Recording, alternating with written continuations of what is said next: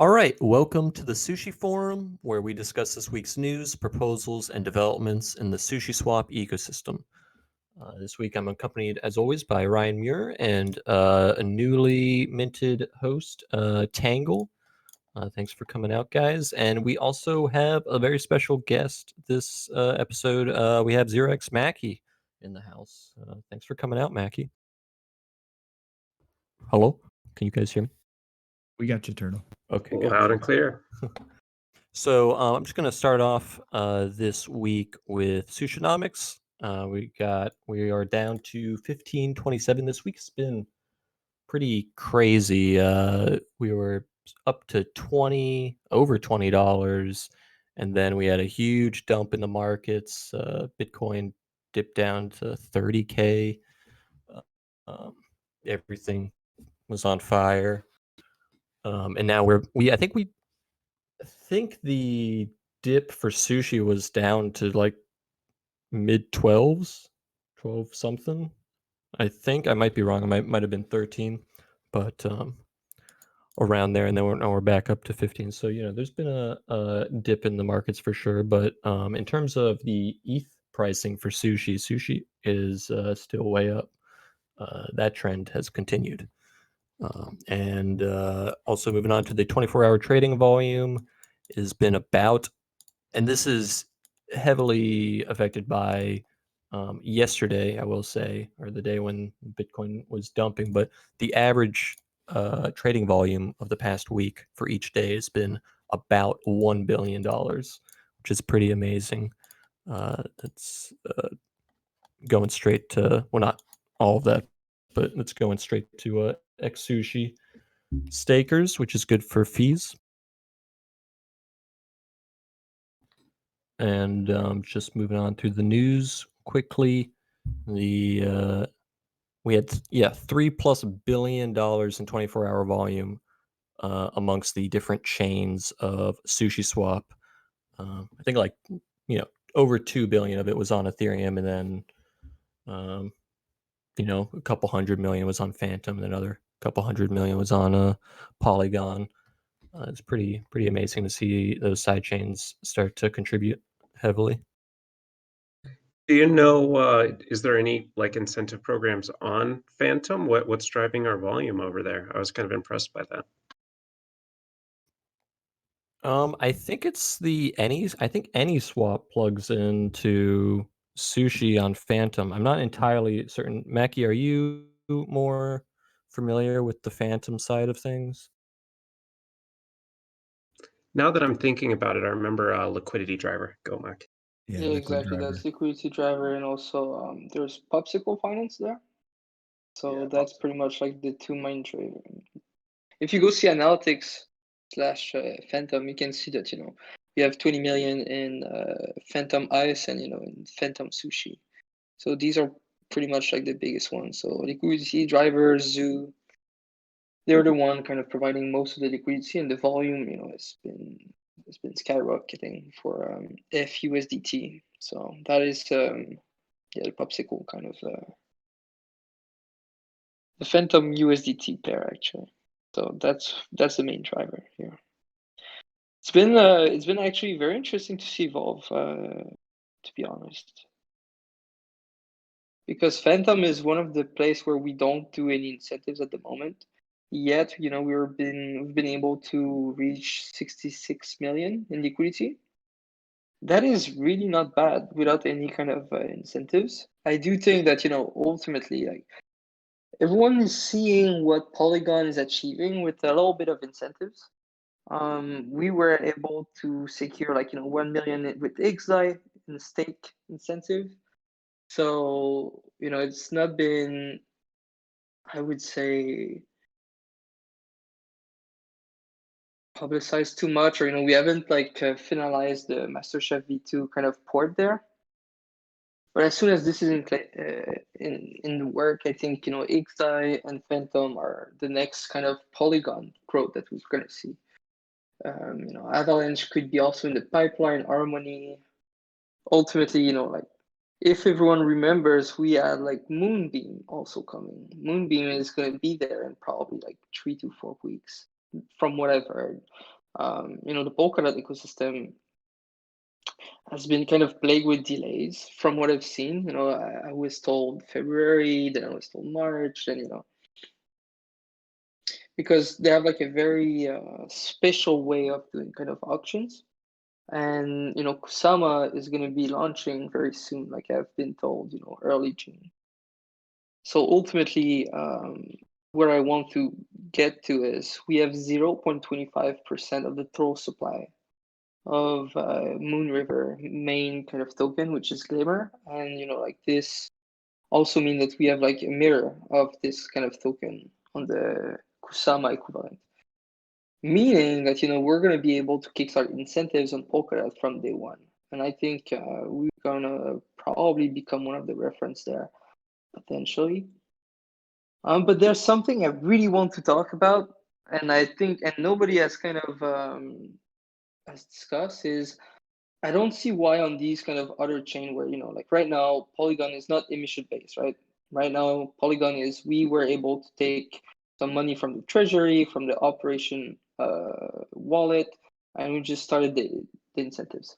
What if instead of like distributing everything to Sushi holders on ETH, what if instead like of the 0.05% on these kind of side chains or like other branches, we would do 0.025, meaning that half of the fee would go to Sushi holders on Ethereum, and half of the fee would go to basically replenish these kind of incentives.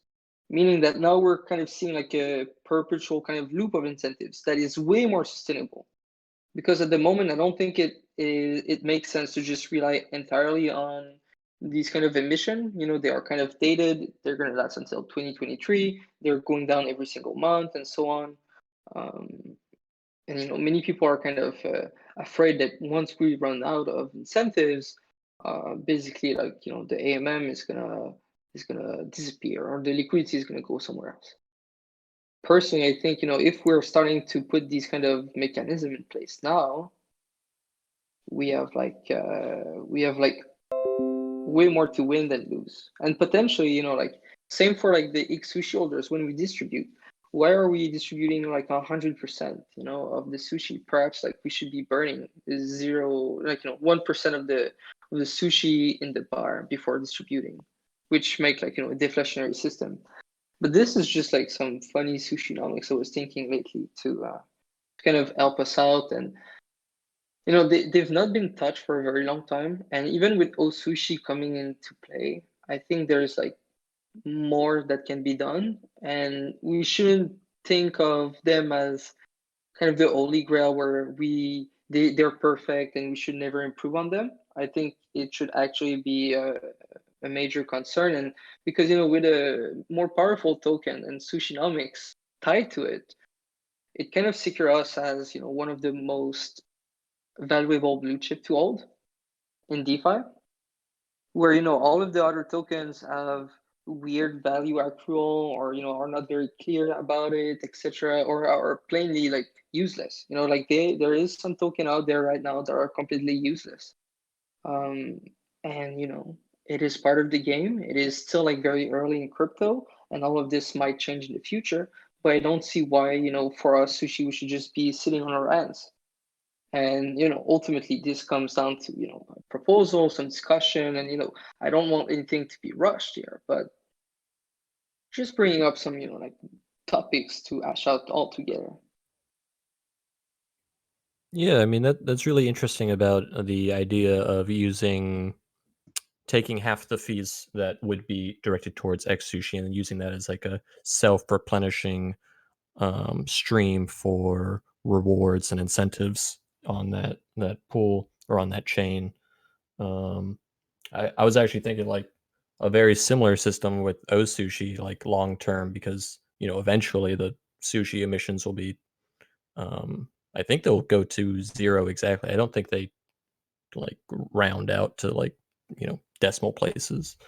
I might be wrong on that, um, but yeah, like eventually the sushi emissions will be zero, so we would need something, otherwise, there could be some volatile moments there. Um, Personally, what I was thinking is, like we could always use the sushi that are in the treasury, stake them into X sushi, and then the protocol itself is kind of self-sustainable, right? That is not an issue. But then all the yield for everyone else is kind of compromised in a way, and like I don't think anyone else wants to compromise too much on their revenue from X sushi. I think they are like kind of the life and blood here, and we shouldn't like touch them. We should just try to, like make them higher instead of lower. Ultimately, that could have been possible if we don't want to do more mission, but yeah, that is kind of a way to do so is, like we kind of split the fee from the side chain instead of the main one, because the main one is, like a very high driver right now of fees. But these side chain are just like, it's gravy, right? It's kind of additional.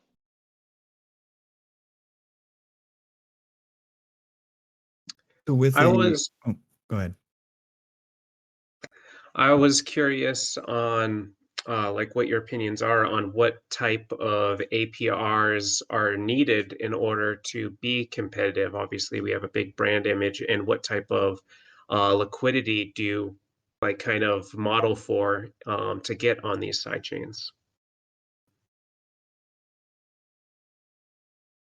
You mean the APY for LP?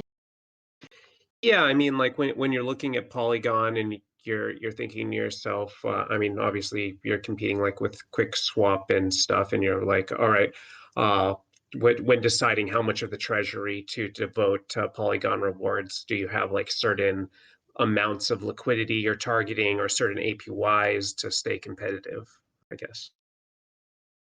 So, like for Polygon, that was very easy. It was simply not. It's not about like kind of looking exactly at what QuickSwap is doing. It's more about like we have Matic here. They're ready to give us that amount of money. We need to match it if we want to have the entire amount. Let's do it. Let's make it happen. Let's see what It's kind of an experiment, right? Do we need this $15 million? I don't think so.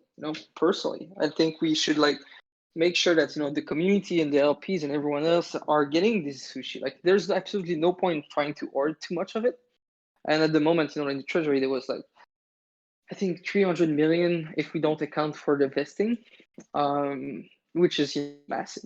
So basically, like that was, in my opinion, like a very easy decision to kind of put this on a vote, see what is going on, see if the community agrees or not, and then these APYs are very attractive, and that's why we've seen like massive growth. And there's something to keep in mind, right? People want lower fees. There's absolutely no point in charging someone 50, 40, $80 for a swap. Like, even if you have the best swap out there, if you have like the best tech, no one wants to take these fees, man. That makes no sense. And what Polygon is interesting to see is, even if there is a fraction of the incentives that we're doing on Ethereum, the liquidity has been tremendous, the volume has been incredible, and people are swapping more on Polygon because it's cheaper. And if they swap more, that means we have more fees for Xsushi, which is like way more relevant. There's way less also like ARB bots on Polygon, so it's like more retail driven. There's 27,000 people right now on Polygon using Sushi. Do you know how many people on mainnet? There's like around 2,000, 3,000. That is a massive difference. And that's why I think, whenever we have like these other kind of layer two coming online, we're talking about Arbitrum, Optimism, ZK Sync. I think it's going to be very key to be a dominant player from day one. There's absolutely no way we're going to be just standing there and waiting for someone to do something like QuickSwap again, where literally like no innovation there. It's the same thing as the same principle as Sushi, and that's why we crush them when we get there. We have like the brand awareness, everyone knows us, the community is strong, etc. So ultimately, like, people want lower fees, let's give them. People want some incentives, let's give them. We've been very lucky to see like some price increase for Matic and for Sushi, meaning that the rewards have exploded. But that's part of the game, and I don't see why we should be kind of toning down the rewards if more people are just going to be attracted. And right now, that's what is interesting with kind of Gauntlet, right? Gauntlet right now is doing like some experiment and models to kind of see how these LPs are reactive to incentives. Did you know that, if, for example, we lower 500 AP point on one of the major, we are seeing absolutely no movement from the LPs. But if we do so in a small pair, the pair is going to go to zero, literally, or almost. So, and it makes sense. It's easy to understand. What it shows is these LPs in the majors are there for the long term. They're not, chasing the incentives. And for Polygon, that's kind of what we're trying to do first. We're trying to establish a sort of passive LP foundation, and then we're gonna have like something similar to the onsen coming online, and more pairs coming, more project. All these projects they're watching, they're seeing what is happening. They're seeing that Aave, Curve, Sushi is there. Oh, wait a second, this is serious. Wait a second, they're getting much more traction. How come? Because the environment is different. Even though like it's not a perfect layer 2 solution in my opinion, and it is a sidechain that is centralized with a multi-sig and so on. Ultimately, I think it's the good step in the right direction, and like something like Arbitrum is probably going to be more solid in the next 10 days or so, and you can expect us to work in sync with them, and yeah, that's kind of what's happening for the APYs, incentives, and so on Polygon. That was mostly like matching what was offered to us via community vote. Even though the announcement were a bit confusing, I think that is kind of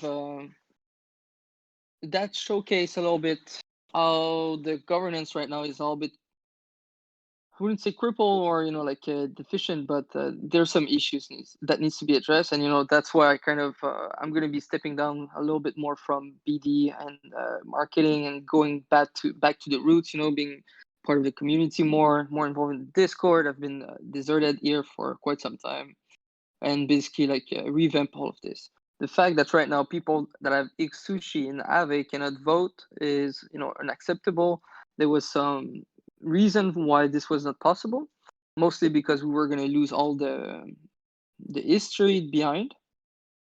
But at some point we need to move forward, and we're going to make it upgradable in the future, so there's no issues on there, etc. So yeah, that's kind of what's going on with Polygon. Wanna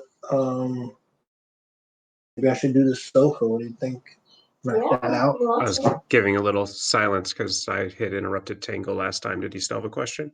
And call that place. It's 5 now. Because a few questions popped up in my mind when you're talking. Just without is there any concerns without our bots how you can keep the price really pegged across chains? I just remember with XDAI that there was a lot of issues with some tokens keeping the pegs, and there's this huge opportunity, and it kind of made providing LPs almost a little bit dangerous. So I was just curious if that at all is a danger when you spread it on more and more chains.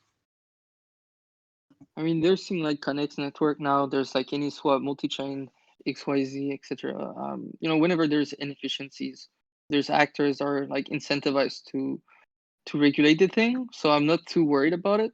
Ultimately, this is not something we can control per se, right?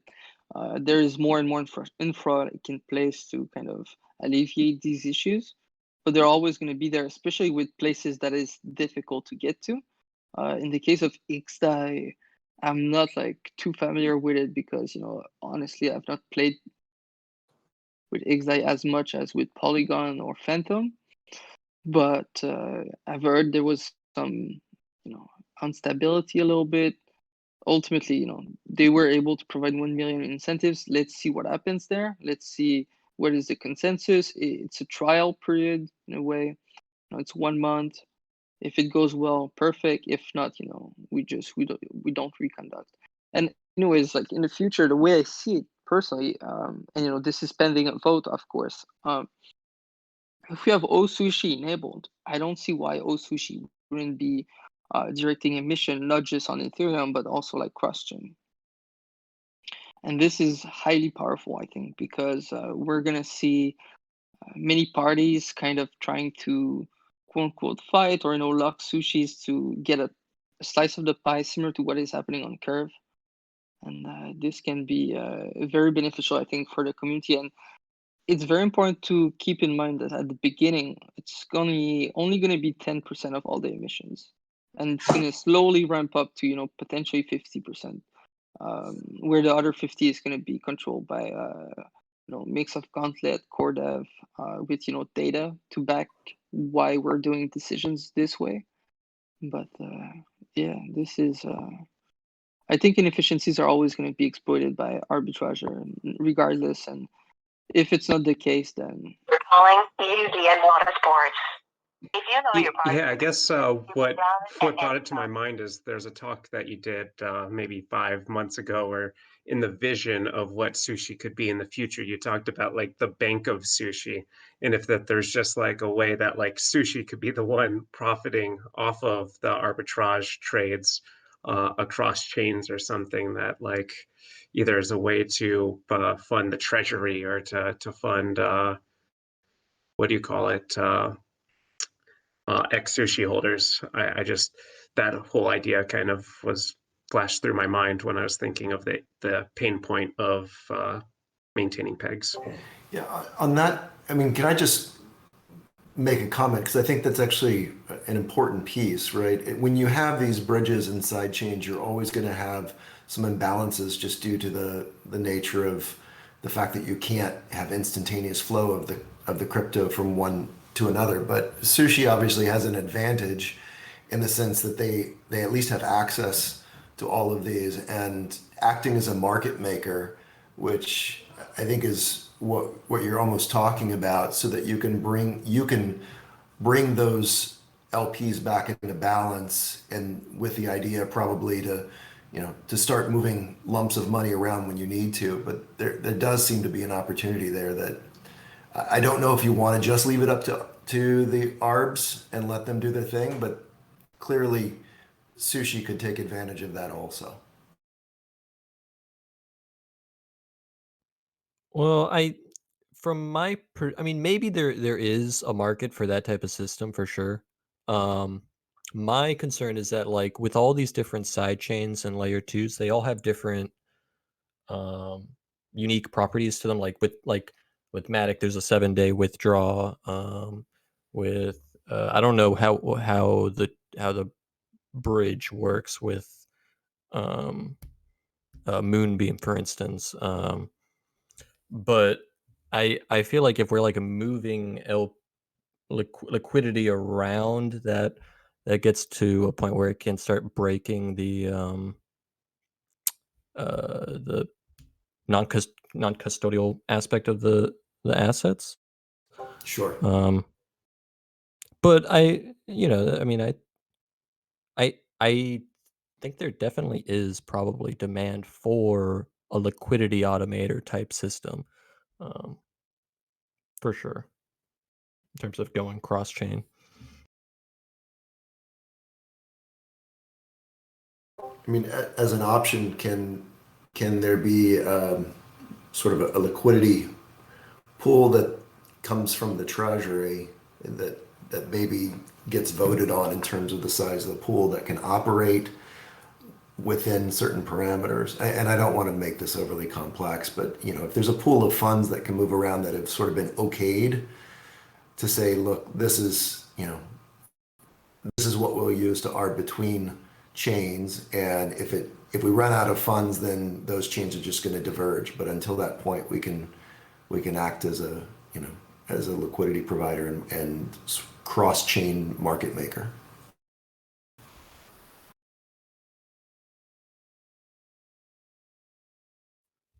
Yeah, I would I'd want somebody who um I'd want to hear from somebody who like is a market maker and like runs a bot to do arbitrage, because it is extremely competitive, and like there's a lot of things to worry about like front running and stuff like that if you are trying to actually profit off the arbitrage. I totally agree.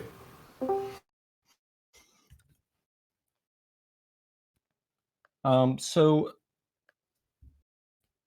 let's move on to I just wanted to miso. Oh, just sorry. wanted to just in yeah, Yeah, just go a quick ahead. Go question ahead, here Daniel. or kind of wrapping back towards the governance portion of X Sushi with Yeah. looking splitting the splitting it instead of using the 0.5 to 0.25 and splitting it then to like create perpetual rewards. That's kind of the idea there so that we can continue to keep this going in further perpetuity and then be able to like push towards having more trade volume on these other chains, and that's what's going to help keep driving the like I guess the price of X Sushi, or to keep inflating that, or keep like rewards, I suppose, for X Sushi. That's kind of how that's designed to work. Is that kind of covering it? Yeah, I mean that's kind of the idea. The thing is, we cannot be fighting on incentives on all these kind of side chain by ourselves. Like we have, if we spread ourselves and the incentives too thin, we're gonna be losing competitive edge on the main chain, right, on Ethereum. Meaning that if we lose some too much edge there, our aggregator are not going to be picking us up, and so on and so on. And then it's kind of we're going to be losing even more. So it's a very kind of touchy topic, and that's why I didn't want to kind of go directly with the mission, which was kind of proposed by in the core circles. And I was no, this is not going to be flying because some of these tokens they can just print more and more of their own, right? There's absolutely no way we can compete with something that just created something fresh, a new Ponzi, and so on.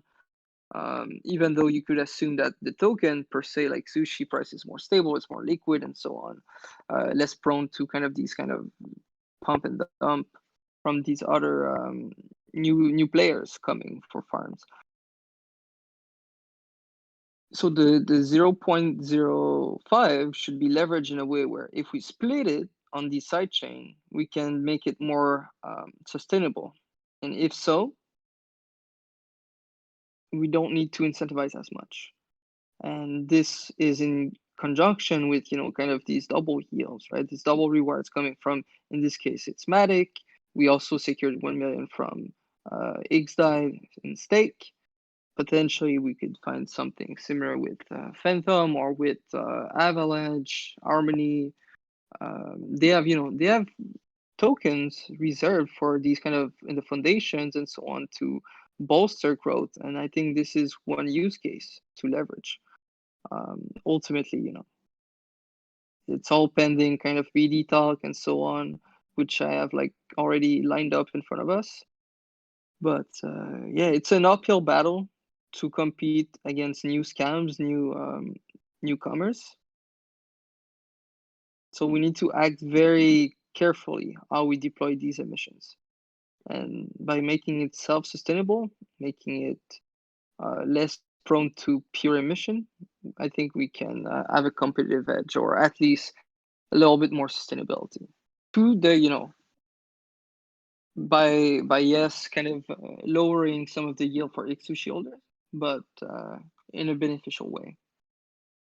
I was just going to mention that like when you hear rewards being split and you're as an individual not receiving as many or like as much of a reward for that, that may scare people off in the beginning. But I think as you're pushing for more like trading volume happening on these other side chains, that's like it may end up actually benefiting. It might be more beneficial because if we don't have any trade volume and we have a higher reward, that volume versus quantity versus quality is in this sense where like higher volume and quality or quantity of trades may end up becoming more beneficial for X Sushi holders in the end anyhow. So I'm starting to see that that could work out quite well.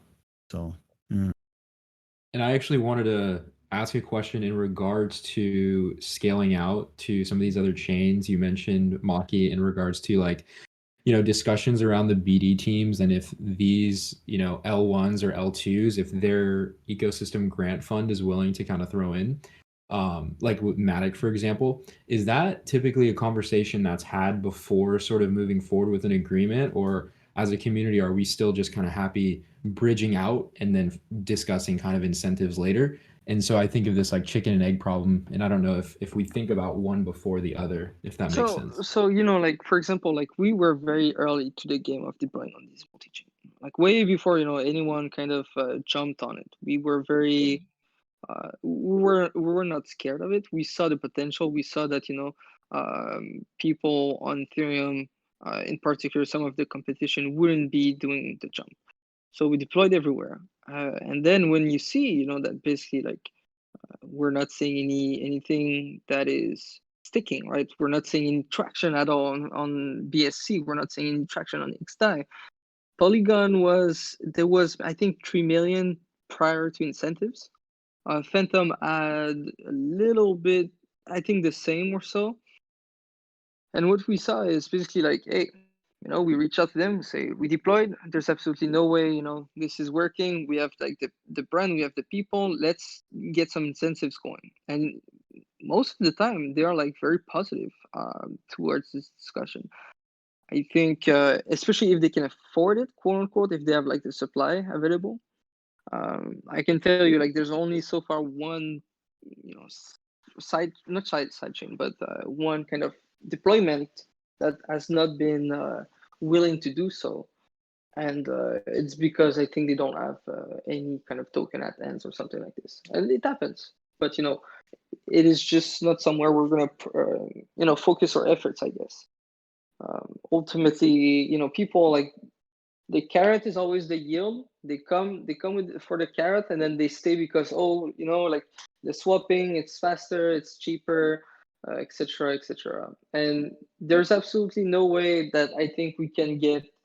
There's part of the community here, I think, especially like on Sushi, including myself, that are very kind of Ethereum prone or bias, and there's nothing wrong about it.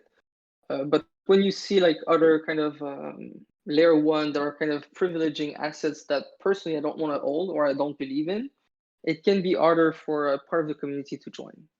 And I'm not expecting everyone to go, for example, on something like Avalanche, Harmony, Echo, OKX. I think some of these deployment are there for business reasons, and you're going to see at some point why. If we talk about, I can give an hint here. It's pretty simple to understand. Franchise pool. You think there's some exchange here that are gonna be doing franchise pool for on Ethereum, on something like this? Forget it. If they have their own chain, they want to see it on their own chain, and that's what we're working on. So yeah, let's give a little bit more perspective, I hope. Totally. And then in regards to sort of managing that, the sentiment around the community where, some people might be offended deploying on Avalanche versus other people understand its business. And then I wonder if like there's a strategy going into this, or if you guys are even thinking about it, is like when reaching out to these other chains, only going there theoretically, just the kind of the thought process, only going there if they were able to add that extra incentives to avoid deployments that then never see any traction without us giving up our sort of equity or inflation or treasury. I just don't know if you're able to sort of use that as like a carrot stick, or if that's sort of bad conduct. I just don't even know how to think about that really.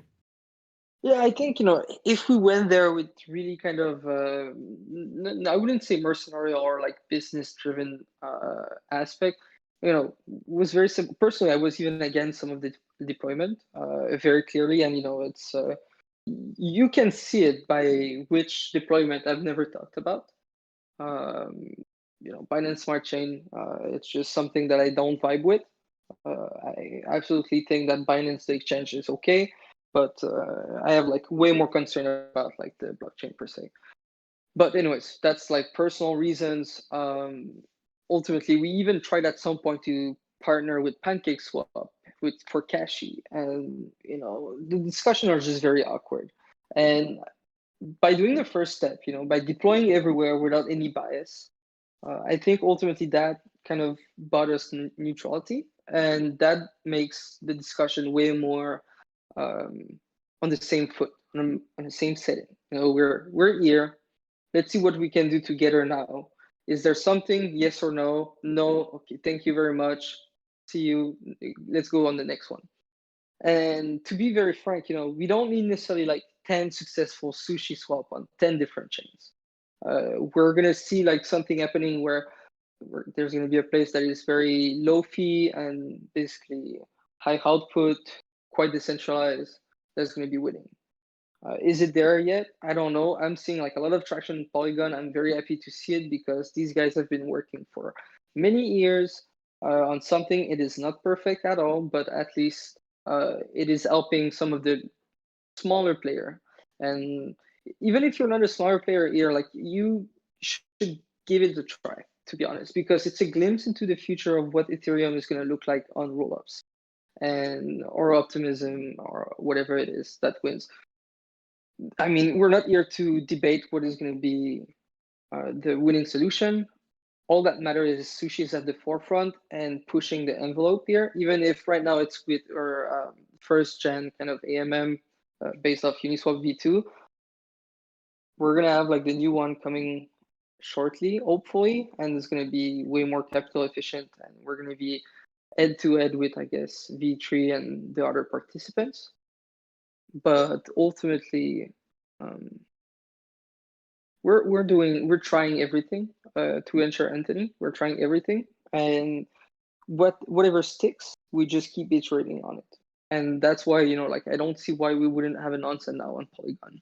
With all the volume and traffic that we're seeing, more and more teams are reaching out there and saying, hey, we want to launch on Sushi, but we don't want to launch on Sushi Ethereum. We want to launch on Polygon. And to me, this is, I think that's crucial. And at the beginning, to be very honest with you, I was like, no, launch on Ethereum. It's way easier for us for the onsen for the emission, because like I said, we have a very set amount of incentives there, and I don't want to cut them too much for the majors. But then, like it just makes sense. Like everyone wants to see this, and let's make it happen. That's where I am in the process of thinking about all of this, and even Omakase, that was very helpful in the process of setting up on Polygon. He said, hey, let's try 3 pairs this week. Like, let's have Ren Doge, let's have SNX, and I think a stable. And it's been like, if you haven't checked them out, like I think you should, because they've not been too broadcasted, I believe. They've been on the main account, but people like with the pullback of the market, sometimes they don't. People can be very emotional. I'm sorry, I feel bad interrupting, but I was curious about the stable to the DAI to USDC pool. Is that more of like an experiment? Because is Curve on Polygon? They are. Yeah, so like the stable to Yeah, they stable are. pool seems sort of weird to me. Oh, you So incentivized? yeah, it is quite simple. We wanted to see how much users, what was the amount of users that were using aggregator on Polygon at the moment. So that is one way to test it.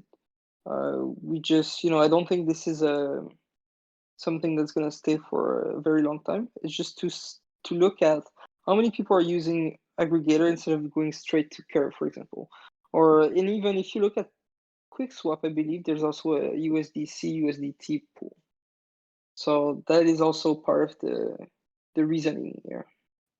Okay, yeah, that makes sense. And also, And there's also like many whales on Ethereum, not whales, but many farmers on Ethereum like looking at pure stable farm.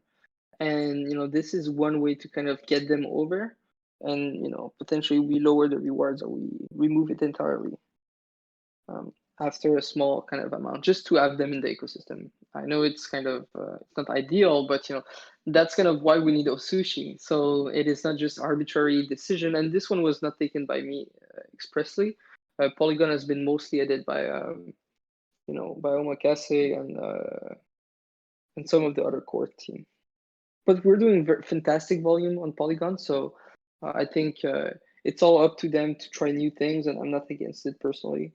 yeah, it's a good experiment for sure to see the type of volumes we would generate given the amount of incentives there.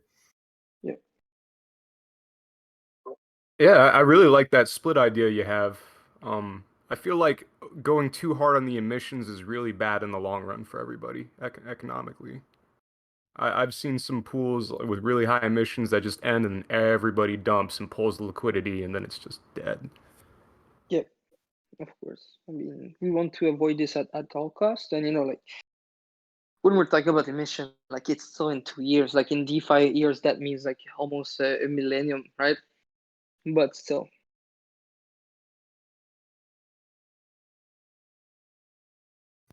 In regards to what I think could be like an interesting potential hype cycle in regards to like substrate chains going live and like Moonbeam and like even Compound kind of showing face that they're going to be building on substrate, which is like kind of interesting to think about like long term what that could turn into.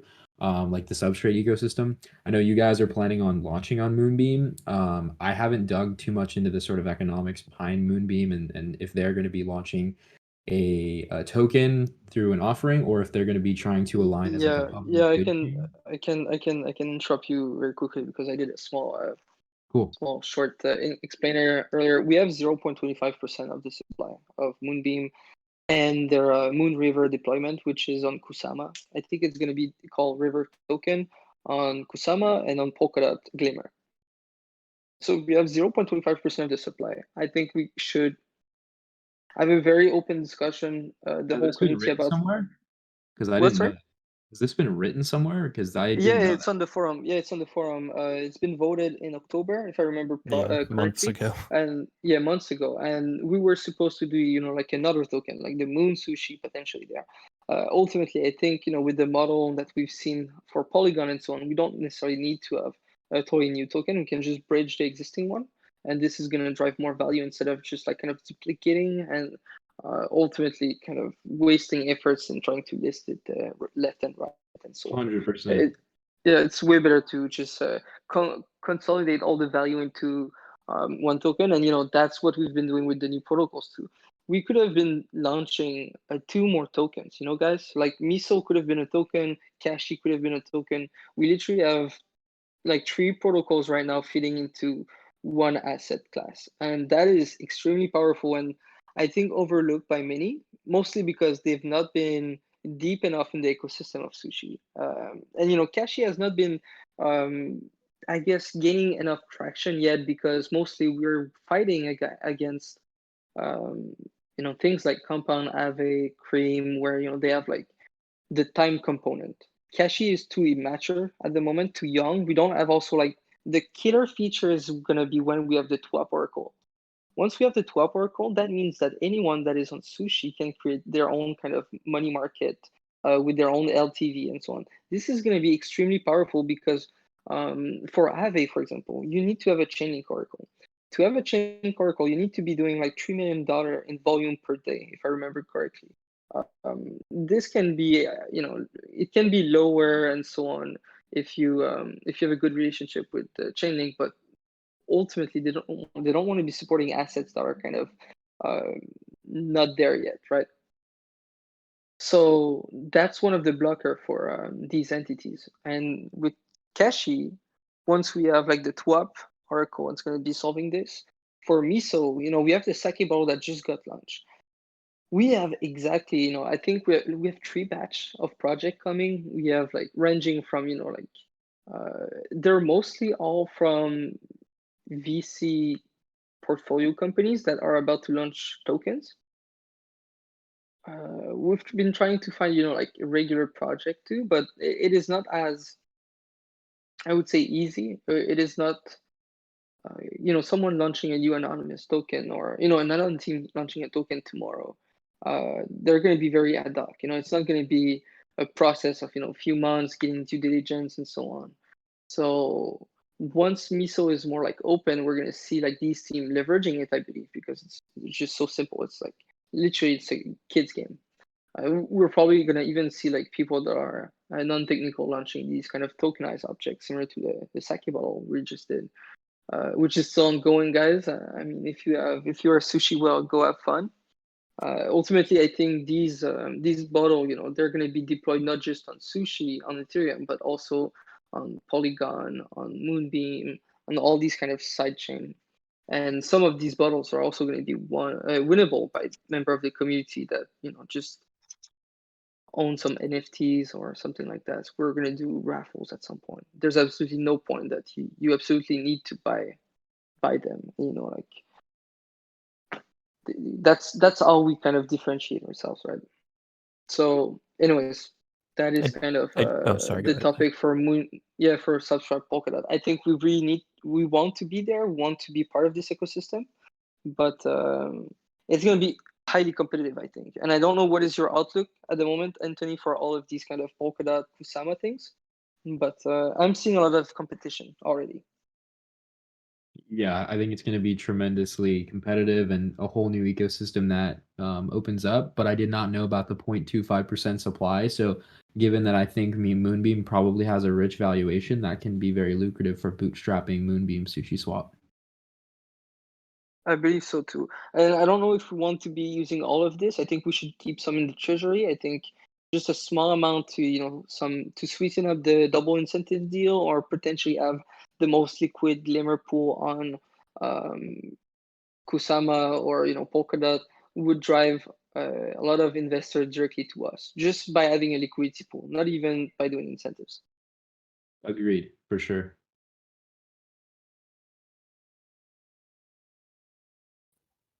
All right. Do you wanna move on to talking about miso a little bit quickly? I mean, we did just briefly touch on sake and miso and sort of Yeah, stuff I going mean, on there. miso is very.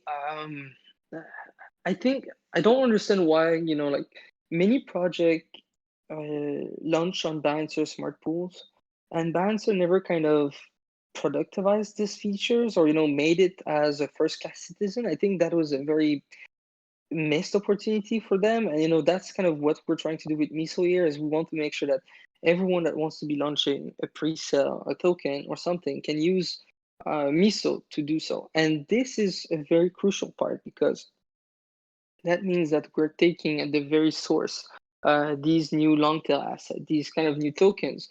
We don't put any fees in there, and I don't think we should at any point put fees on miso. That way we can be really like the base there, the first one. If you look at all these things like Polka Starter, Soul Starter, and so on and so on, they need to have some sort of token and value accrual somewhere to basically like quote unquote make money.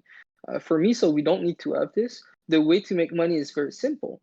We have the launcher integrated with this, where at the end of the sale, whatever is the amount that the team decide to um, dedicate to liquidity, not necessarily liquidity mining, sorry, but LPing, we can capture them right there at the out of the gate, which is very powerful.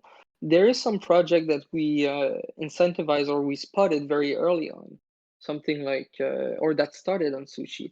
Alchemix is one example.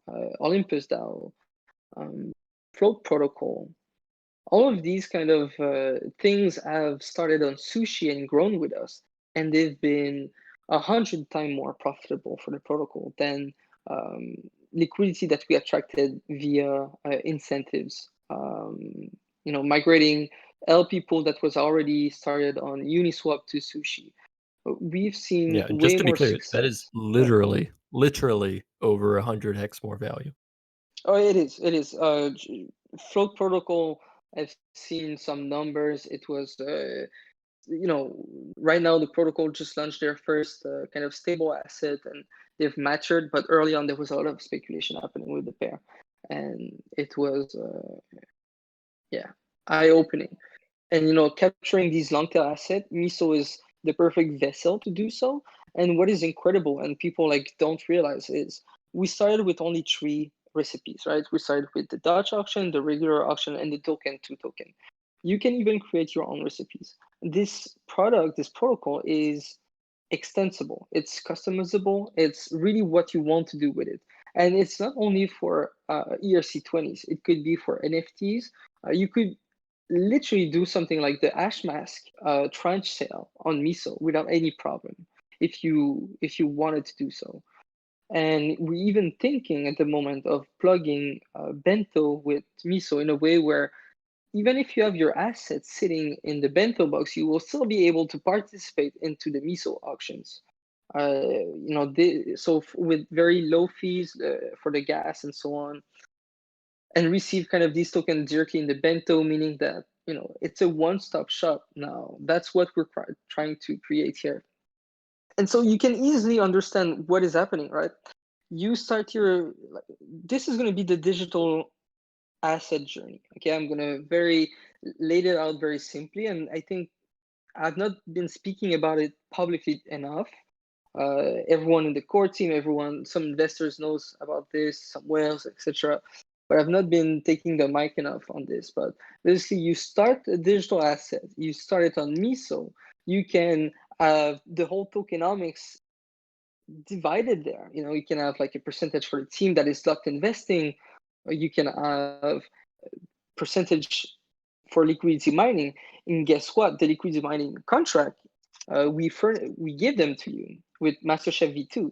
So you don't need to worry about quote unquote coding them about, oh, should I take the synthetics one? Should I take the MasterChef V1, etc., etc. No, you don't need to even think about it. We have like one that is, I think it's the perfect one, by the way. I think it's the ideal one where you can decide the parameters for the MasterChef V2 that you decide the amount, how much time, etc. And then what is cool with MasterChef V2 is you can plug in Sushi. We can, or not even just Sushi, but any single token can be arbitrarily incentivizing MasterChef V2 pools. Meaning that if Badger was running a pair, like I don't know, Badger dig pair, and they're already incentivizing it with whatever token, with Badger token, right? We can, at any single point, another project can just say, hey, we want to airdrop the community of Badger, then we're gonna incentivize this pair even more. And people are like, oh, what is going on with this token, and so on and so on. So anyway, that's one thing you can do with Miso. You can decide like how you want to conduct the sale in a fair manner. You decide like the duration and so on. And then you have like this farming page that is appearing on Miso in itself.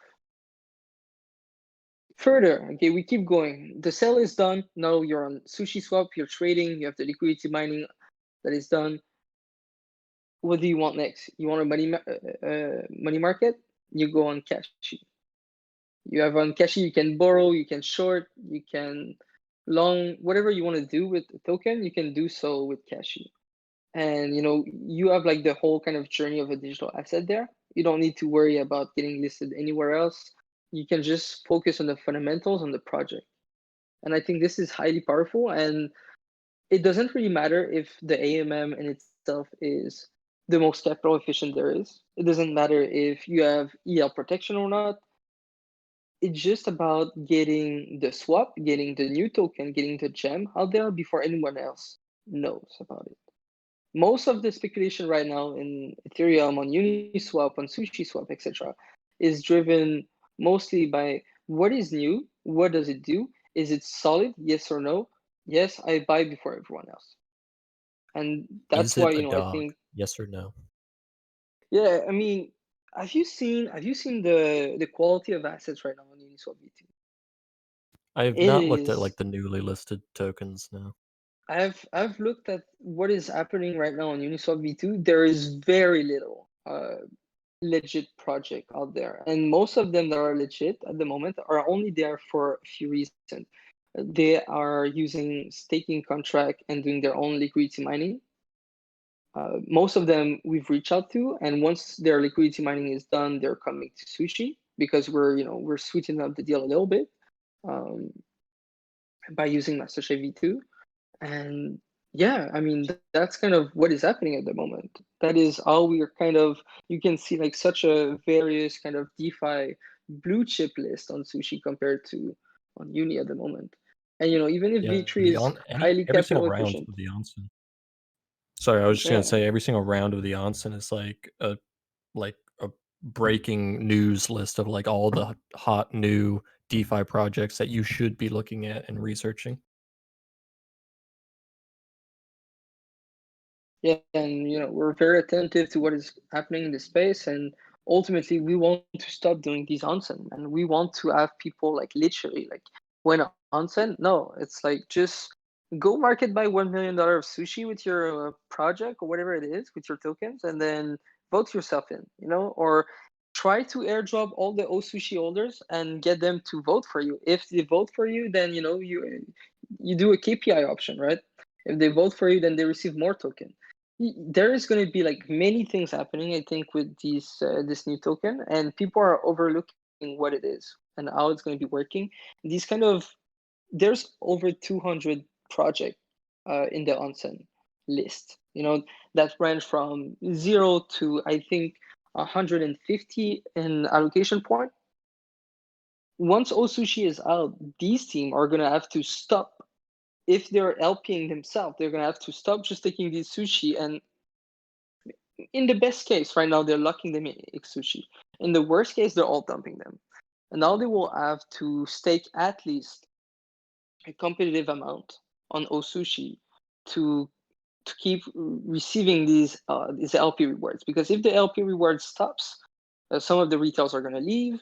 They're not going to make as much money, etc., etc. So it's a very special game that we're going to be playing, and I'm very excited to see how this evolves if the proposal pass. Ultimately, I think it can only be positive. Yes, it's going to create a little bit of friction for regular LPs and normal LPs, but I think I don't think we need to be worried about like the inner workings of it in the beginning.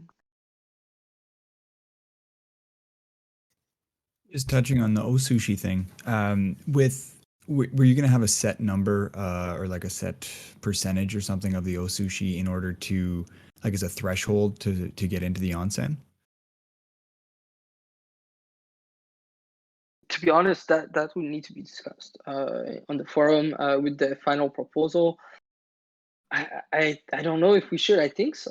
I personally, I think we should potentially. Why wouldn't it be? I don't know, 1,000 sushi, 10,000 sushi, just to clear out kind of these quote unquote shady project. And like one thing that has been overlooked with the Miso project is, why would you be racing exclusively in ETH or in stable for your project if you need sushi to get on the onsen now? So I'm pretty sure some of these projects are going to be doing like 80% in ETH or stable and 20% in sushi. And they're going to use these sushi, they're going to look them up, and they're going to be basically like voting for them on the onsen. I think that's what is going to be happening. And if we have like a threshold, like you said, Tango, if this is 10,000, so be it. Like I'm not against it. I was looking at some of the treasury of the other open org, most notably Yam Finance and Badger DAO. Badger right now has around $13 million worth of sushi that are all staked in X sushi, and Yam has around $800,000 worth of sushi that are just like in vanilla sushi, not even in X sushi. Meaning that I'm pretty sure project like Yam and so on that wants to, get more liquid or get more incentives are going to be looking, whether it's half of it or 100%. It's probably, I think the average is going to be around this, between 250,000 to 500,000 of sushi USD worth. So that could be a good threshold, but I don't think we want to make this too, I guess, the barrier being too high. I think we want to have like interesting project, and that's where like these projects should be militant, right? They should be activism. They should be activists and convince the small holder of Osushi, like you, me, and other, to vote for them. And that's how we're gonna see like. I think that's how we're gonna see new project getting on the onsen. Not necessarily because they bought like a fat check of sushi, but because they were like, hey, vote for us, or they're gonna mobilize their own community. Everyone buy 10 sushi, everyone get 100 sushi, let's all pour resource together, like sort of like DAO style, and vote in the ourselves in the onsen.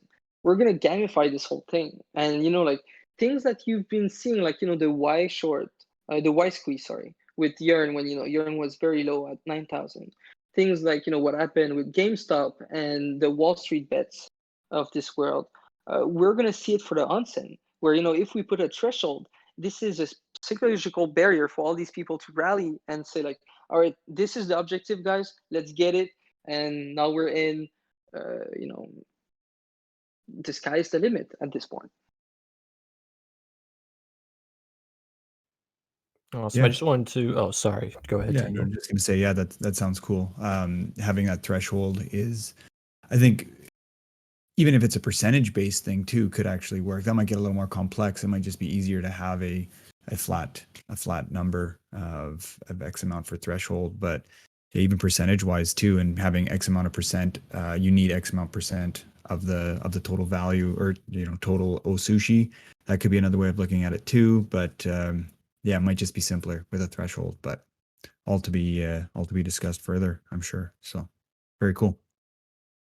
Can I ask just a pragmatic question, which is if someone wanted to use this platform to get listed, not necessarily on ETH, but on Matic, just what's the process and in terms of organizing the vote and those sorts of things? Where would we look and how do we get that organized? So early on, I don't think we're gonna see Sushi being enabled for outside of Ethereum, unless it is quite trivial. Potentially for Matic, we can just say if the rewards are directed to the mapped address in the bridge of Matic, potentially that's where the incentives are gonna flow on Matic. But for something, for example, Moonbeam or Solana, at some point, if the bonsai team wake up and start to contribute, we're gonna be there at some point. In the early beginning, I think to test the project, the product, and so on, see if it's all working properly. I think it's only gonna be on Ethereum.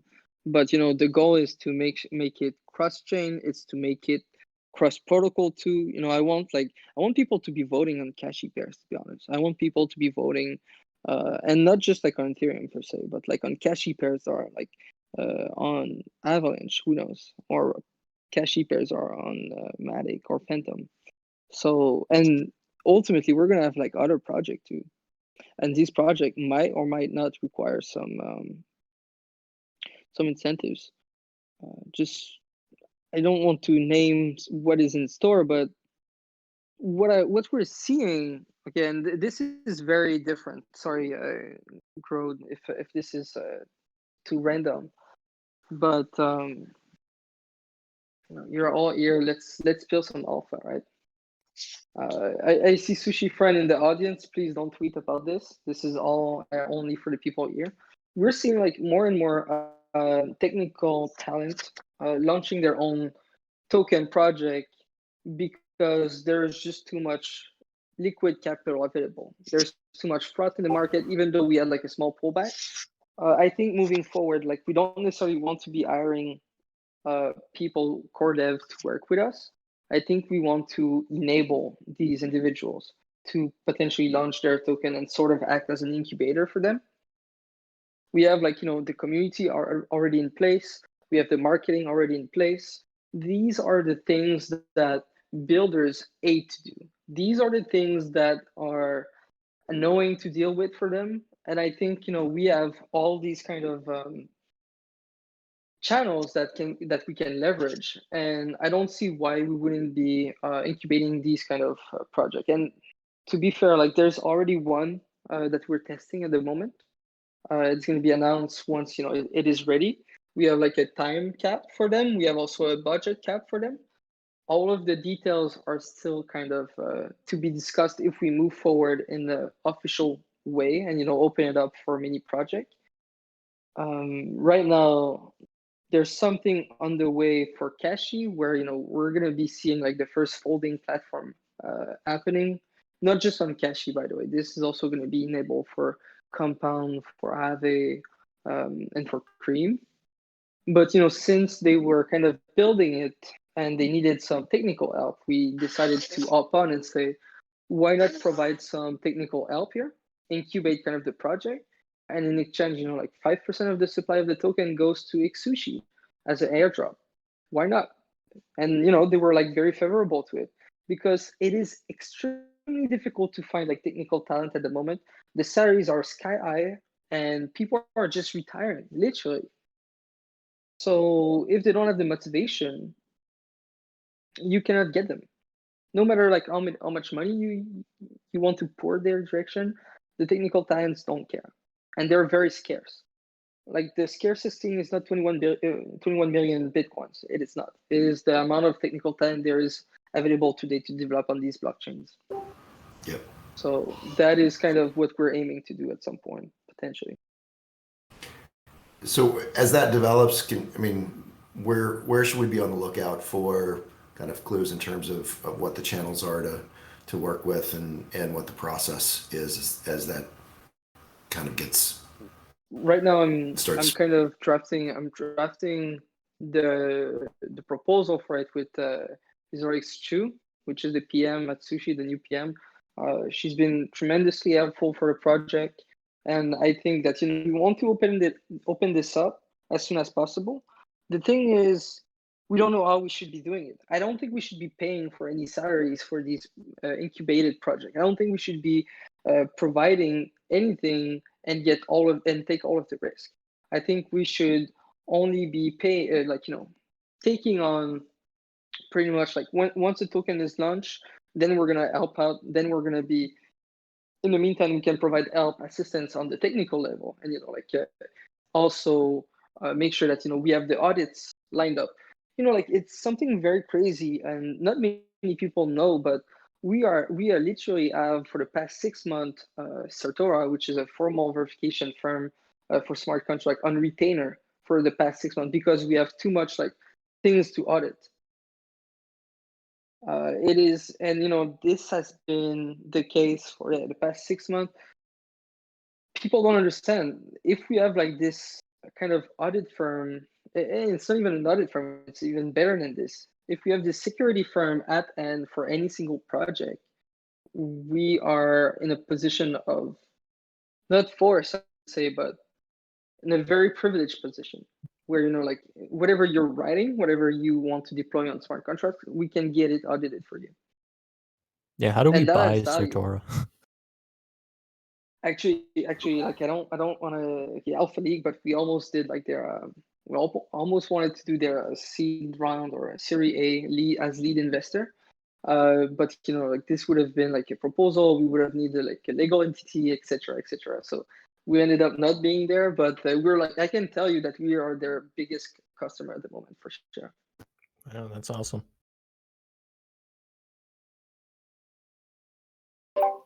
Hi, Mahi. If I can go back a little with what you're talking about, Sushi. Short question.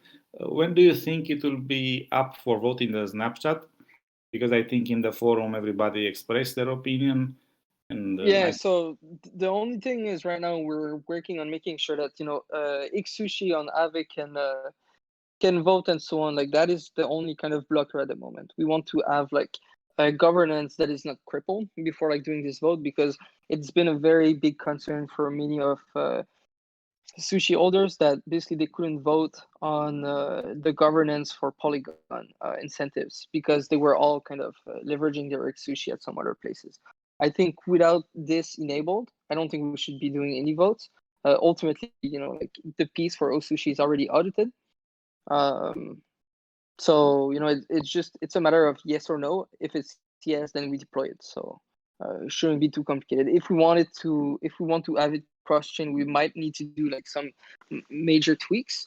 But aside from that, it could be to me, it should be by end of the month we should have the yes or no. And by that I mean the votes ideally should be in 2 weeks. Yeah, thanks. And I have another things, if I can take time. I see here the audience, probably you can stay all night because it was a long time we didn't hear you. I think everybody's happy. I feel like we go back in September, October, when you ask much more often in the Discord.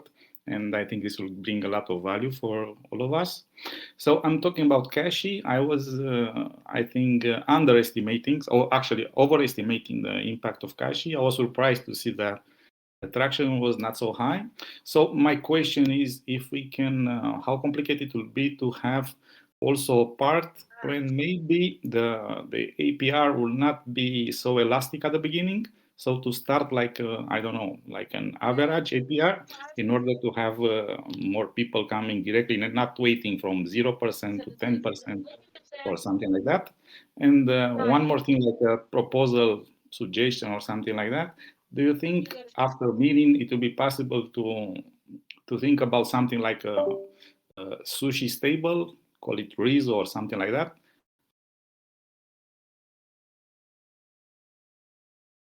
Just I'll start with the last one. When you say sushi stable, you were talking about like making a stable coin out of sushi. Is that right? You were talking about like. Yeah, actually, I like the maker, the DAI system, probably something like that. Or I saw a lot of other protocol doing. I think we as a Sushi holders, we very much like not to sell any sushi and to mint some stable and use the brand of sushi and the other contract they do to the auditor. So I don't know how easy it is in the long term or middle term to do So something like if it's just to list Sushi on Maker, I don't think that's too complicated, and there's actually like a few vote happening right now for that.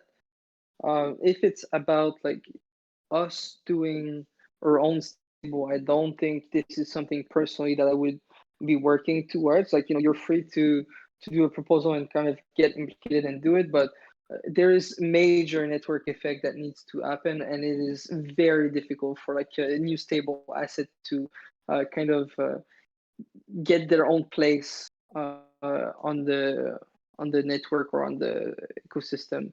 And I think DAI has been doing like a very good job. We're seeing like things like Frax that is kind of appealing. There's a bunch of algo coin.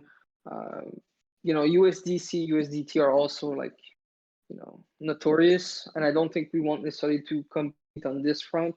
I think we should as much as I have this kind of love and hate relationship with the AMM. I think that shouldn't be your own kind of core product. I want to make sure that things like Cashi and some other that are coming are going to be like revenue drivers for the ecosystem. This way we can de-risk kind of us leveraging only one piece of the puzzle. So yeah, stable. I'm not too fond of it. For the Cashi though, like I said early on, I think the value of Cashi is going to be unlocked once we have like these kind of swap oracle enabled. I do think that, like you said, like the 8-hour kind of elastic rate is mostly aimed at, we want to be very different than like Compound, Aave, Cream. Cream are allies. It is very obvious, and Aave, we're also very close with Aave. Our intention is not to compete them on this kind of segment, is to provide attractive yields to quote unquote farmers or yield or like, personally I call them ray farmers. So they're gonna be bouncing off of all of these kind of Cashi pools once like there's demand. And ultimately Cashi shouldn't be seen as a lending protocol. To me, it should be just seen as a slider on the Sushi interface. And once we have this slider or buttons, whatever you want to call it, included in the swap interface, what this is going to be creating is people are going to be using Cashi without even knowing about it, without even caring about they only need to care about the liquidation aspect, in theory, right? They don't need to know that in the background they did like 5-6 ops to get there. And once we have this, once it is very simplified for or young apes and so on, and that is cost efficient and so on, I think that's when Cashi is going to shine. In the meantime, it is very powerful. It is isolated market, but not like fully exploited. And why? Because there's this time component. People, they don't want to lose their money, right? And there's like yield happening for Compound, for Aave. We have a little bit of yield in Cashi, but it's not like fully blown. And why it's not fully blown? Because like I said earlier, we don't want to spread the emission too thin.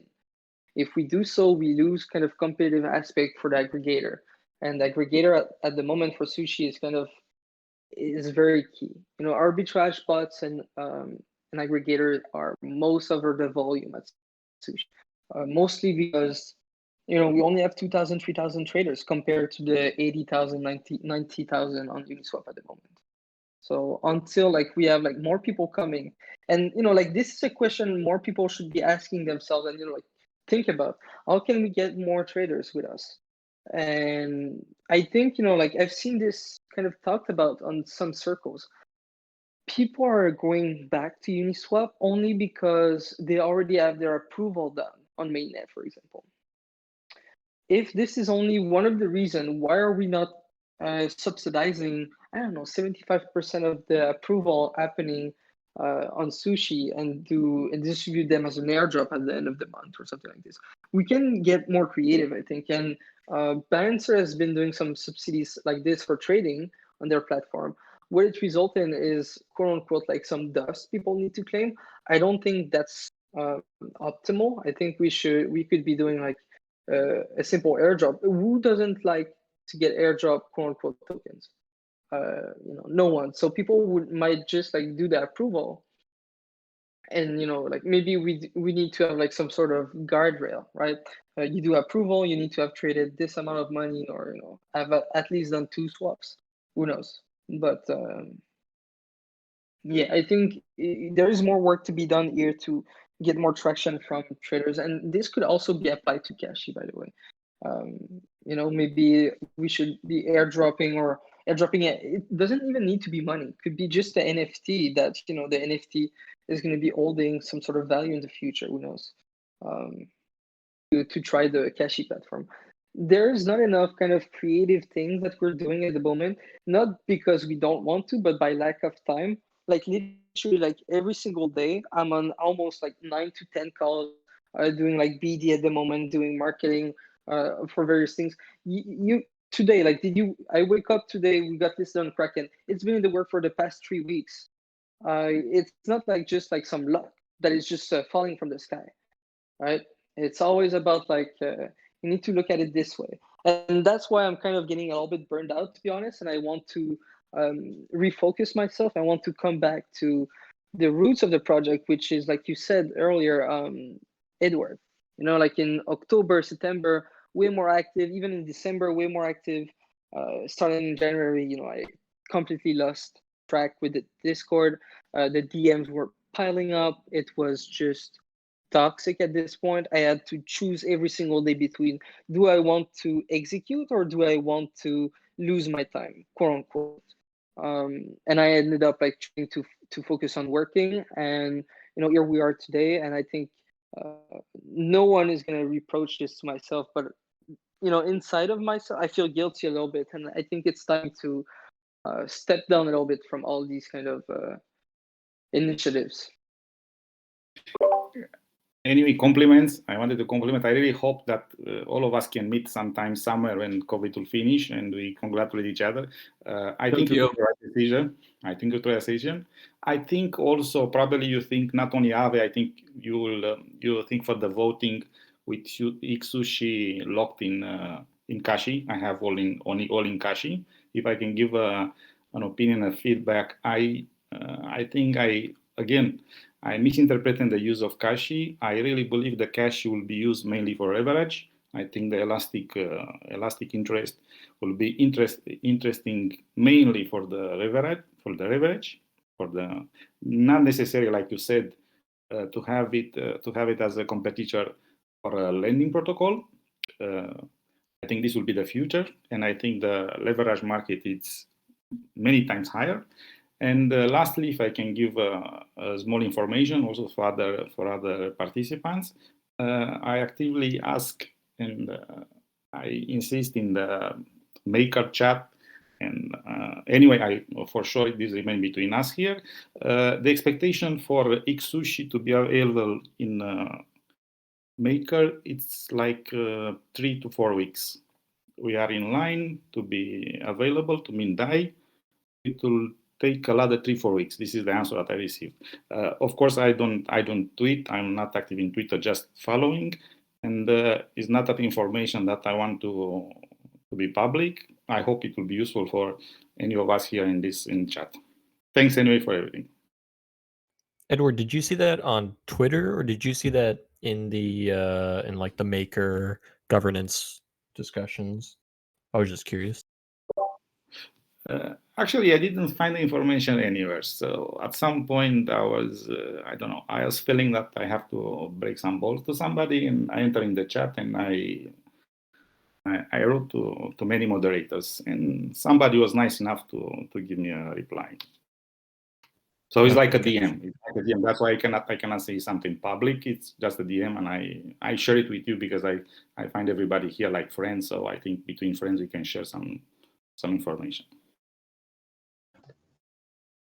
I had a idea when Maki was talking about how incentivizing trading. It's something that in other forms had been talked about. Turtle had been referencing this within Kashi, this not paying ETH in order to do the transfer, uh, to do a trade, get ETHless trades within Kashi. What if we were able to, based off of volume tiers, kind of like some of the centralized exchange, have less of a transaction fee, like a partially subsidized transaction fee for high volume traders? Within that. I mean, this is something that doesn't even exist yet, but I just had the idea pop in my head and wanted to mention it.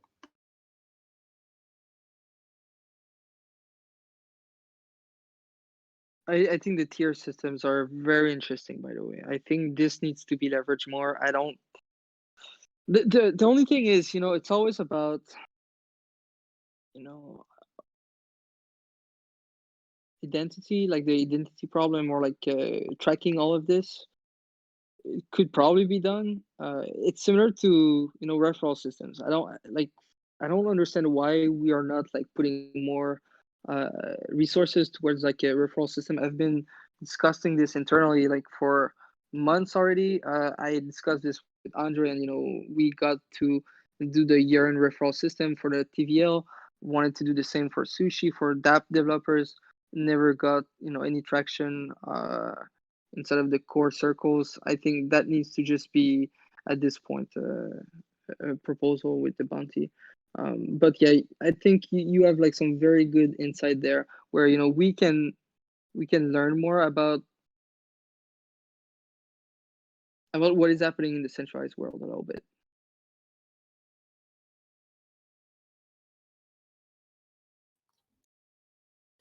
And I did have one sort of proposal-ish thing that I wanted to bring up with you, Mackie, and everybody else as well. It's the release the sushi. It's not a real. I mean, there's a snapshot vote, but there was never any forum proposal for it. It was just a Twitter post and a poll, and then a snapshot, community snapshot was made for it. But essentially, the community snapshot is proposing options to basically end the vesting early and pay it all out with a different. It has options for different levels of penalties. Yep. Yeah, I saw I this too on was Twitter. I think curious. that was very cool. Yeah.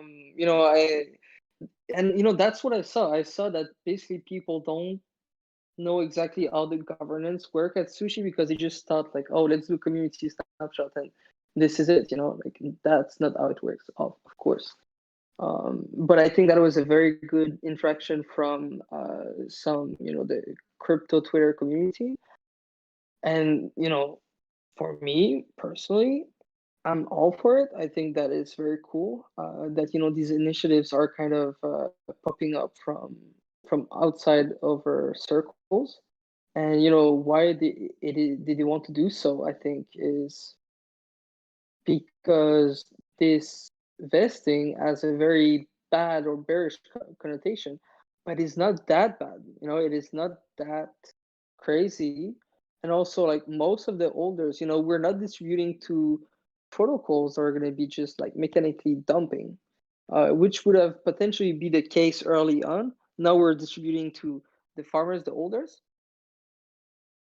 And yeah, I think people that are impatient, that wants to get their sushi, let's give it to them, but we're minimizing kind of their quote unquote impact on the market by giving out 50% to the holders of X Sushi.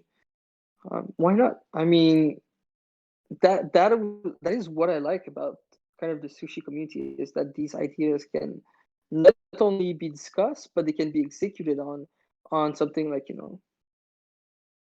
maybe like, I think in 2 weeks that could be happening, to be honest. If everyone is for it, why not? I don't think that the large holders of vested rewards would let it go, but who knows? Maybe. I have no clue. We need to have more, I guess, discussion. But what is everyone's sentiment towards this, by the way? Just one quick question in regards to that, though. With like we were discussing penalties for the vesting here as well. I'm just wondering if Sushi is going to become a thing, if there's a way to just, instead of taking a penalty, you transition into Sushi, and because like that may be more desirable for people now that there is another option for, if Sushi was to become a thing, if to not have to use that penalty, because they were just thinking, hey, you know what, I'm done with this. I want to just sell and move on. If bringing these tokens now and like locking them up as Sushi, maybe there's like to not have that penalty. Whereas if somebody just wants to take it as Sushi, maybe there is a penalty. If it's to get locked as Sushi, maybe it doesn't receive a penalty or something in regards to that. Just touching on that.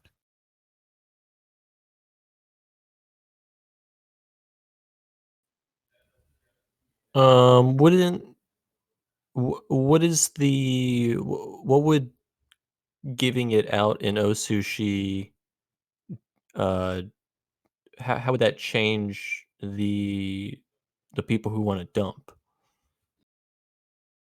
I'm just saying that the people that want to dump are going to receive, there's going to be a penalty based on that, right? So if we vote on it and say, hey, 50% penalty to release it, then those are the people that are excited, like that want to just dump, right? So at least they're taking a 50% penalty on it. So we're only getting half the sales pressure. If the other people who are like, well, I would like to get my sushi now, but I would love to be able to put it, I want to like keep it into the ecosystem and still participate within sushi, but I don't want to take a 50% haircut.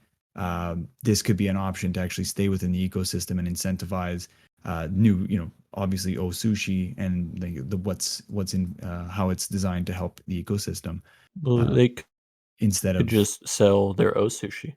No, yeah, you would no, lock but it you'd up. have to, but you would have to be locked up, right? That would be the Yeah, I thing. like the idea.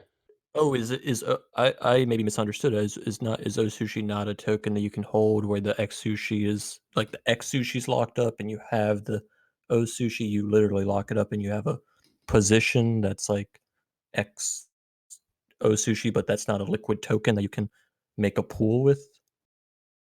I think like the Sushi was designed for to lock up for certain periods, and that would be maybe something we could look at, was locking it up, just giving it an option here so that it doesn't end up becoming a dumpable thing. Because yeah, you could get it as Sushi and then sell it, but if it's used to lock up, it's going to avoid that sell pressure, and then could incent again Well, more of a behavioral based incentive to lock it up. But yeah, maybe not. okay, I might be wrong. Because like when you lock curve into curve, you get VE curve back. And you can dump that. You can sell that. There's liquid markets for VE curve. It still could be Um, designed. You could use like a time lock, like Edgeware designed. There's a lot of ways that if we wanted to, like the devs would have to build it, but it could be locked up for X amount of time. Even if Sushi was a liquid asset, you could throw it in the time lock. It's worth thinking about. I like the idea. I just don't know how feasible it is. okay, gotcha. Yeah. I mean, my biggest concern, well, my only concern with the whole release of sushi stuff is like people like first off, I don't like the fact that 0% penalty is offered. That doesn't make any sense to me at all. Um and I'm just worried about it being like an opportunity for people to manipulate the markets and like have a huge dump and then like lever themselves up to just like screw one side of the market and get a big profit. But also, like, will that be a big deal? Like, because like we're already past a large percentage. I have not looked at the actual percentage, but I know it's a large percentage of the overall sushi that's going to be distributed was already um, distributed via vested. But yeah, it's just some of my thoughts on it. I'm not super negative on it. I'm just cautious, I guess. Does anybody else have any thoughts or opinions about the vested sushi getting unlocked? I mean, I definitely don't like the 0% penalty. I mean, especially if again with the market manipulation for sure. Like I haven't looked at it on chain to see who would have, big swinging power, but I don't even know what is the argument for the benefit of a 0%. Like I don't even see the argument there. Bullish dumps. Yeah, I guess so. Okay. Doesn't 0% penalty just incentivize everyone to rush and claim their Yeah, sushi? exactly. Yeah, Yeah, I mean, it just I undoes think the I think the vesting. zero. yeah, I exactly. think the 0% was just so people the LP earned that yield. They deserve it regardless of whether or not they receive it early. That was kind of, I think, the idea behind having 0%. Personally, I think we should just stick to the plan that we have now. If people want to unlock before, so be it. But they take like, I don't know, like 50% haircut, something like that. Yeah, like at least a 15% penalty if you want to unlock early like that. But I mean, yeah, that's not like I didn't like come up with that number mathematically or anything. Yeah, I mean the social Um, contract was very clearly vested, so I think if we break that contract, that social contract, it should have a penalty, a substantial one.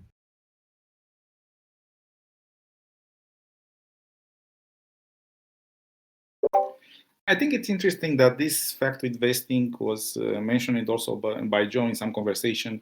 That actually I think is more a psychology fact that considering the volume that sushi has in many exchanges, compare how many sushi are released weekly and starting to falling down, I think it's more a psychology effect on the people scared about the sushi vested release, that actually how much sushi gets sold as a percentage to the daily volume, to the weekly volume of sushi in all the exchanges. So I saw that it was very interesting in Sushi Pro IO in the Quant Sanctum. It's mentioned how many sushi was claimable, 70 million until now I see, and was claimed 13 million. And we still have to go away until 54 million. So actually 30 million sushi in the last, I think there are 5 weeks, 5 or 6 weeks, doesn't look such a big amount to be absorbed by the market, considering how much volume you have. So probably, maybe I'm wrong, probably is more a psychological fact that the people are talking too much about the vesting and how much sushi looks like a billion of sushi is released every week and the market cannot absorb. For me, is more like that. So I'm completely on the proposal to give the option to the people to take all the sushi at once. A penalty should be imposed, of course, because it was the rule was that at the moment. I'm not so sure if the penalty should be so high, because I would not like to see this option to release the sushi to take still 6 months, because the penalty is so high that we all the time have this fact and this conversation going on. Release sushi will affect the price, will affect the ecosystem and so on. So to deal with that in maximum 1 month to finish with the release of the sushi. Yeah, I guess it's interesting to think about like the actual hard data of what that sale pressure looks like, as you mentioned, in regards to like volume versus like the sort of narrative overhang and which is actually more likely to cause more damage. So it's interesting to think about for sure. Yeah, I think it was somebody smarter than me who put the topics, and Joe intervened, and I completely agree with that. They mentioned it with better clarity that I'm expressing myself, English not being my native language. But hey man, you sound perfect. Yeah, if you check the numbers, I mean, it's clearly that it's not. This is just a fad at this point. Sushi has such a big volume in all the exchanges. Now we have also Kraken today, so we have so many things happening in sushi that's absolutely this vesting should not influence the price so much. It's more people getting scared to maybe come into sushi or dump the sushi when a movement is happening 10%, 20% up, down, than the actually vesting it's influencing the price. Maybe I'm wrong. I don't have raw data, but The first week, the figures, someone did a big report on the figures, and it was highly dumped, about 60%, mostly to centralized exchanges. And it's not only just the vesting sushi, it's also previously we were only releasing 30% of our emissions then. And then so we were giving out this huge old 70% plus giving away 100%. So it was just very punctuated on top of that huge psychological. I mean, I felt the psychology of it myself, and I have so much faith in our protocol. And like you all, I'm very much in agreement that I like letting people take penalties if they want to get out early. I think a good timing to deal with that, if we need to make a proposal with the penalty whatever, is to come out in the same time that Osushi will come, because somehow psychologically balance the unvested sushi will move to the locked sushi for different reason. So maybe having in the same time having the Osushi and this proposal coming out to release all the vested sushi, probably the effect on the psychological effect of the market will say, okay, so the same sushi go locked, so people will not be so scared to not. Yeah, and that's kind of what I was touching on there, Edward, is like just making that transition. And again, we could bring out all of that sushi that is, instead of slowly waiting for it to come into O Sushi, it could eventually, like, just immediately become O Sushi as released, but with no penalty, or maybe very little penalty to do that. And again, with some time locking period. But I agree with you there on timing those two things together. I mean, it's becoming frustrating, and somehow for us, we are a hard believer in sushi and in Maki and all the core team. It is becoming, I don't know how to say that. It's not frustrating. It's like laughing that the people talk so much about the quantity of sushi investing when we have a maximum 250 million compared to many other protocols who have billions and billions, and nobody cares, or they have unlimited issue and nobody cares when it's affecting the price. But when you put the sushi ecosystem in the discussion, all the time we need to listen to this vesting issue, which actually for us, I think for all of us who are here, we can agree that it's not a big issue, doesn't create a pressure to influence the price so much with all the release. So sooner we get rid of it, I think it will be better for everybody, so we don't have discussion anymore.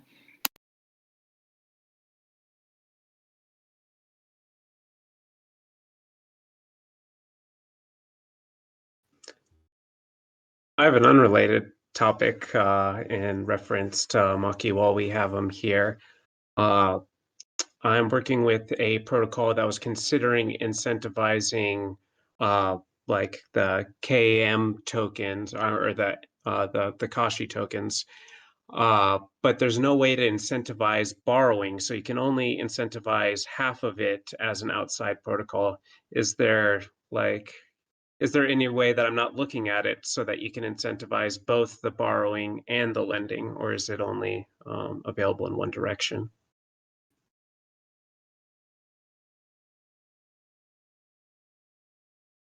To be honest, like everything related to Kashi, I would need to ask for Kino because he is way more involved into it. I do think that incentivizing the KM tokens, that would mean like the stake one, the supply the assets staked on Kashi, if I remember properly. But yeah, I mean this question, like if you can relay it to me in DMs, and I'm just gonna ask Keno, if you don't mind. Orion, is that right? That's Orion speaking, I think. Orion is my name. Yeah. Orion, thank you.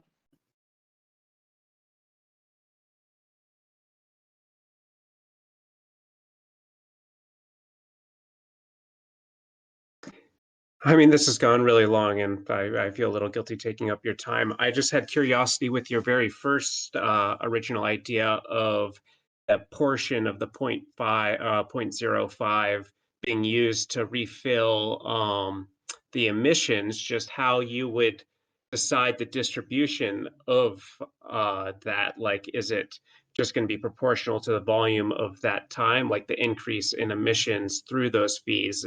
Is it just proportional? Is it a treasury that like adds puts some on to? I just don't get how exactly it'd work. The concept seems really intriguing to me. But yeah, So basically, like the way it works right now is the 0.05% goes into kind of a pool, right? It is held by Sushi. What happens when we serve the bar is we take the LP token off, we unwrap them, and then we sell them on the market for ETH first. Usually we sell for ETH, and then with the ETH of all the tokens we just quote unquote sold, we buy Sushi with it. So for example, so something that is like not really understood by I think many people is sometimes I say, oh, did you know that Sushi sometimes is doing like $1 million per day in kind of revenue for the X Sushi holders?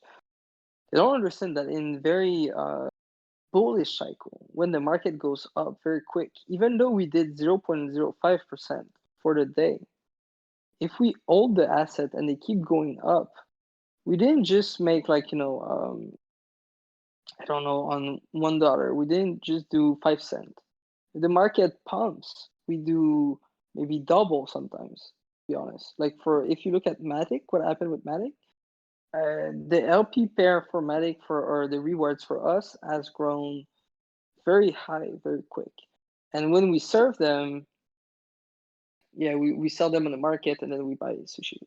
So here, instead of like just having this part being sold and basically going straight to Sushi holder, we would divert it. Half of it would go into just a pool where like these sushi are slowly dripped onto LPs as reward. So half goes to Sushi holders as usual, and half goes into a pool that is a MasterChef V2 that is distributing the rewards to all the LPs. So this way we have some sort of sustainability happening. yeah, I was just curious on how the drip worked, but So the drip works is just with a MasterChef V2 contract. It's similar to V1. The only thing is you can add another one on top of it, and that's where you can have like arbitrary incentives from any tokens, basically. cool. Yeah, I think I better understand it. Just the rate of like, how do you decide the rate of the drip? Like, how much is going to Oh, be so added of that? this is all based on. So for the addition, like literally anyone can just send the token, and it's gonna be based on the allocation point or the emission, similar to the current MasterChef contract. Meaning that you say, all right, we want to be allocating, I don't know, like 40 sushi per block on Ethereum. And then the way we do it is we split these sushi with allocation point, meaning that like, and these allocation point in the future, what we intend to do if the proposal pass is this allocation point or this division would be directed by all sushi holders instead of right now the core team.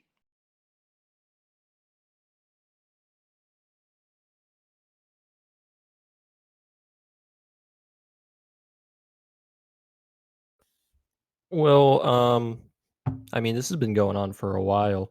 I think this is getting close to a good time to wrap up so that we're not, here for 3 hours.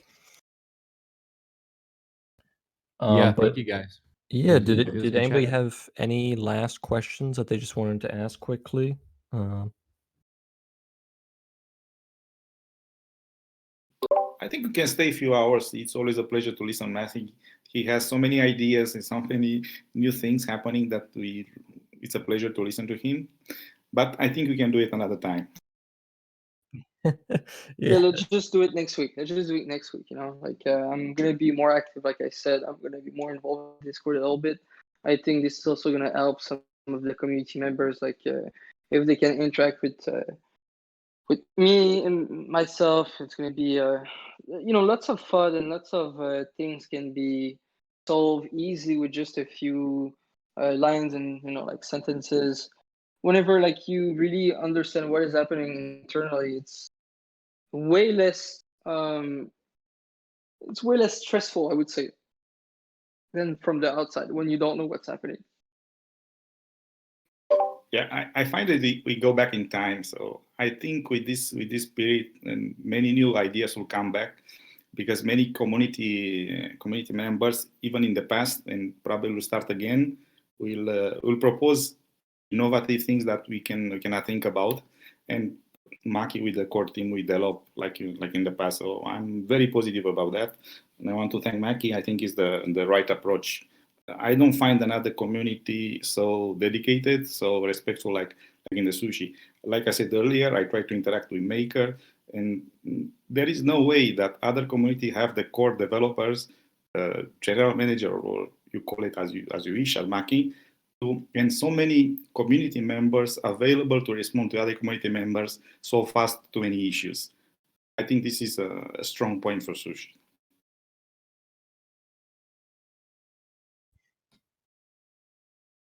Yeah, it's really wonderful to hear that the community is such a big part of Sushi, and I think as well myself, and I'm sure most of the community we can agree. Yeah, like it would be really cool to see more. Yeah, more input here from you, Maki, and having you around more. That's definitely going to keep people at ease, especially with all these new products coming out as well. There's a lot of excitement going on here, so it's very cool. Yep. So yeah, I just want to thank everybody who has come out today. Mackie, thank you so much for coming out. I guess we will see you next week, or I don't Yeah, know if I'll be how there. that. I'll be there next week. I'm gonna try and make it like a recurrent meetup and point of. Okay, awesome. Yeah, and if there's another day or different time slot that works better for you or something like that, like I'm sure everybody would be fine shifting the slot if that's easier for you. But yeah, thank you everybody for coming out to the Sushi Forum. We'll be doing the same thing next week.